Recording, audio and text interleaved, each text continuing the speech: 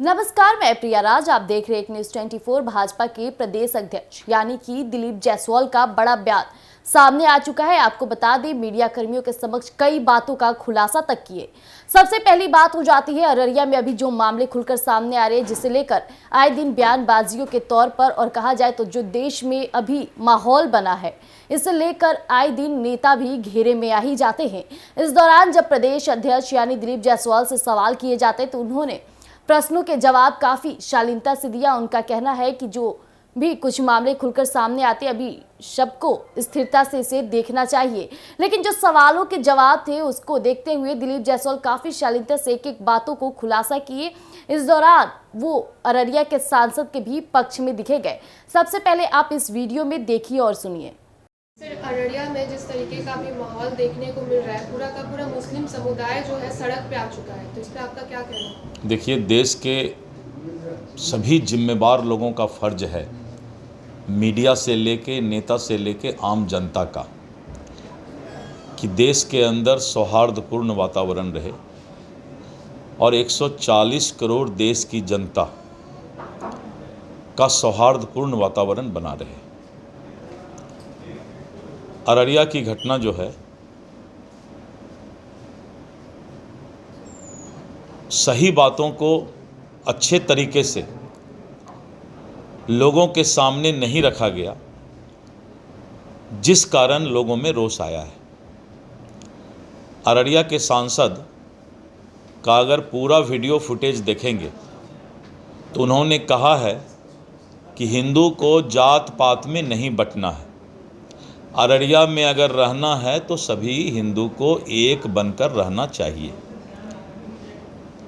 लेकिन उसी को दूसरे तरीके से परोसा गया। अंतिम 2 लाइन को मीडिया के कुछ आजकल बहुत सारे यूट्यूबर वगैरह चले हैं, आप लोग उसमें नहीं, दिखा दिया कि अररिया में रहोगे तो हिंदू बनना होगा, जबकि ऐसी कोई बात नहीं। हिंदू बनना होगा यानी हिंदू बन के सबको रहना होगा जो हिंदू के अलग अलग जाति हैं।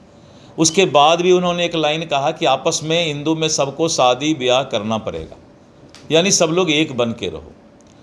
समाज में क्या है कि बहुत तरह के लोग हैं, मीडिया में भी बहुत तरह के लोग हैं, नेता में भी बहुत तरह के लोग हैं, जिनको इन सब और इस तरह की बातों में हर वक्त घी डालकर आग फैलाने का काम करते हैं।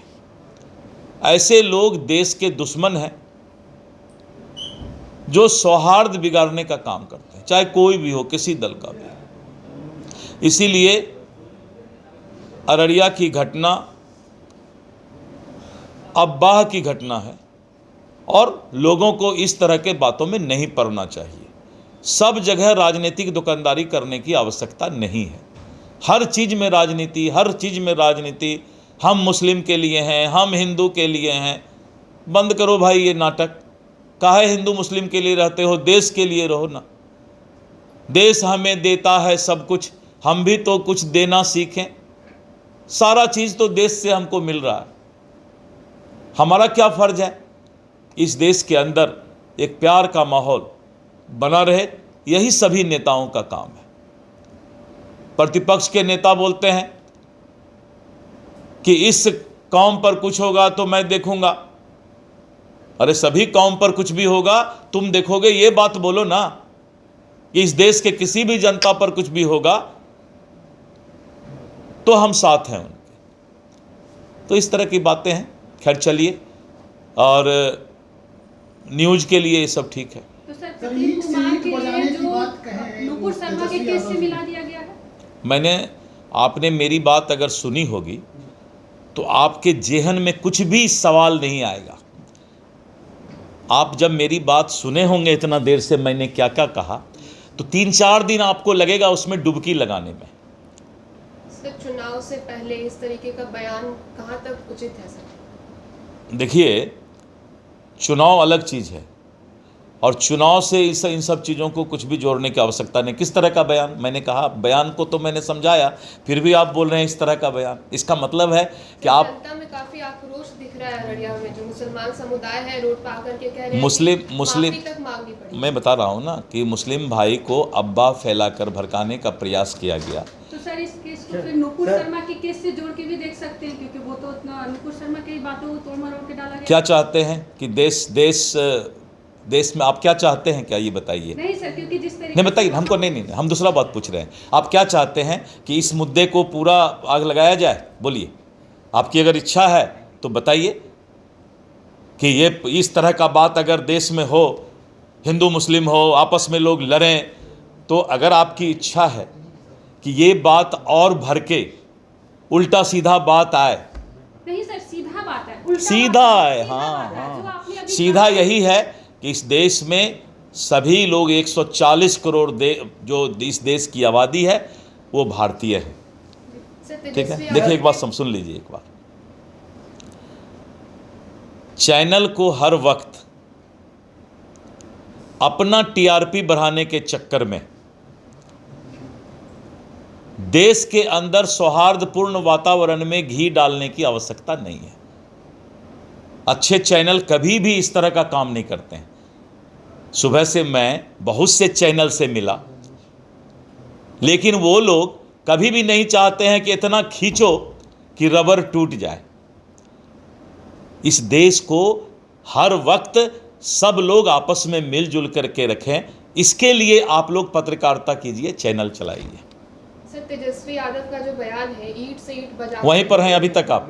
सर उस पर आप क्या बोलेंगे? ये बजाने दीजिए, उनको बोलिए ईंट खरीदने में अभी ईंट थोड़ा महंगा हो गया है, तो ईंट की ज़रूरत होगी तो हमसे ले लेंगे, और तेजस्वी को तो कोई काम है नहीं। जैसा कि भी आपने सुना कि दिलीप जायसवाल जी ने क्या कुछ नहीं कहा। यहाँ तक कि समाज में हमें हर एक गतिविधियों पर नजर रखनी चाहिए, एकजुटता का एक भाव लेकर चलना चाहिए, जो कि अररिया के सांसद यही चाहते हैं।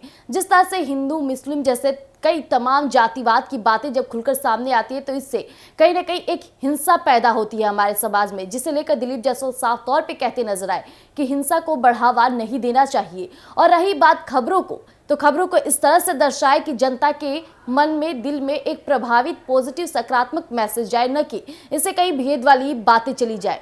लेकिन दिलीप जायसवाल जिस तरह से अभी अररिया में जो माहौल है उस पर स्थिरता पाने के लिए कई प्रयास करना जारी कर चुके हैं। इतना ही नहीं, अररिया के सांसद की भी बाकी बातें का खुलासा किए। आपने वीडियो में सुना क्या कुछ नहीं कहा दिलीप जायसवाल जी ने। अब देखने वाली बात हो जाएगी कि इसी तरह प्रश्नों के जवाबों को इतनी स्थिरता से देते रहेंगे, या फिर कहा जाए तो फिर तमाम ऐसे मुद्दों को लेकर फिर से समाज में एक ऐसी गतिविधि उत्पन्न होगी जो कहीं ना कहीं हमारे समाज में नकारात्मक संदेश को जारी करता है। तो ऐसे तमाम खबर के लिए बने रहिएगा एक न्यूज़ 24 पर।